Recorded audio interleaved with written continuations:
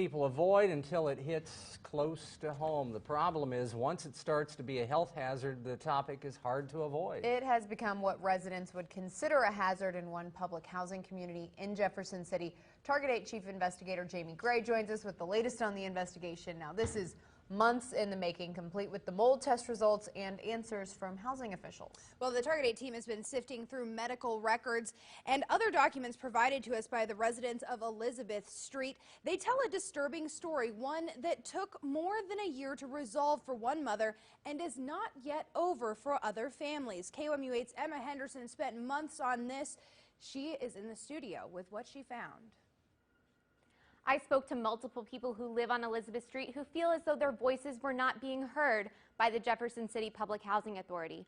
One woman provided me with documents outlining her son's medical history, showing he was ill due to mold in their apartment. His oxygen got so low, and one time at my house, I thought my son was going to die on me because he was not breathing well. The boy had to be hospitalized, she said, because of mold. They never wanted to deal with the mold issues. And then they were charging me to come and repair the mold. And they were coming in and plastering over the mold instead of fixing it. This mother, who asked to remain anonymous, is just one of multiple residents on Elizabeth Street, worried that her unit is making her family sick. The issues began when her family moved into their unit about 2 years ago. KOMU 8 has documents showing the mother's request for transfer out of her unit. Her request was denied and her son stayed sick. On June 23, 2015, the child went to an allergy and asthma consultant who gave a letter to the Jefferson City Housing Authority that stated, his condition is likely to deteriorate if he remains in an environment with significant dust and mold exposure. Tenants have an obligation to come and make complaints to us because we don't have any way of knowing. We're not talking to people and neighbors to find out what other neighbors are complaining about. It's your unit. You get to, keep it as you like. If it was life endangering, of course we'd take them out. The St. Louis Office of Housing and Urban Development oversees the housing authority of the city of Jefferson. On December 23rd, the St. Louis Field Office for Housing and Urban Development came to the Elizabeth Street apartments. They only inspected a small portion of the units. I obtained the inspection report and the City of Jefferson Public Housing Authority's response from its previous director. It showed issues that need to be fixed in the inspected units, from water and lights to rotting floors and other problems.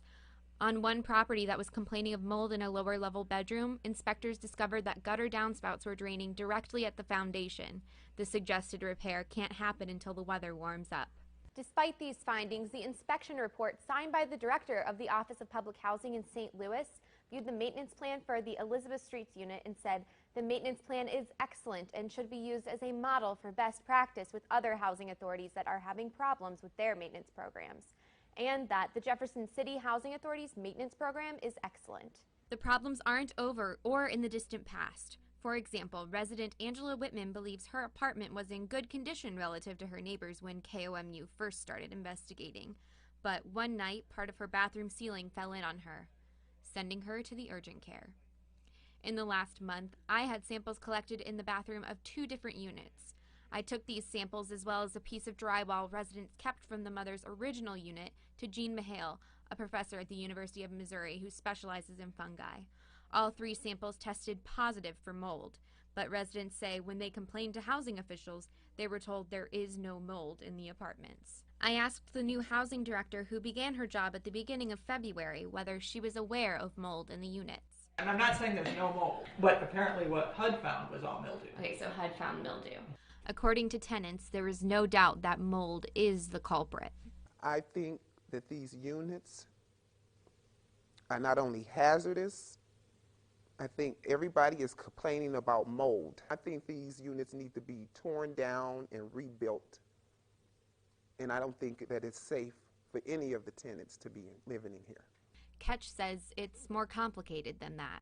There have been discussions about tearing down the buildings, but then we have the issue of what do we do with those people. I know we have some tenants who are dissatisfied. I believe that we have a large number who are happy to live here and grateful to have the opportunity to have a clean, safe place to live.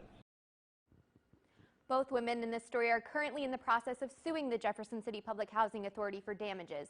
The mother was able to move out of her apartment in November, 2 years after moving into the original apartment, and has noticed some improvement in her son, but it changes day to day. Whitman is still working to get housing issues fixed for herself and her neighbors, and is currently working with Lincoln University to develop programs for children on Elizabeth Street to encourage them to be active members of their community.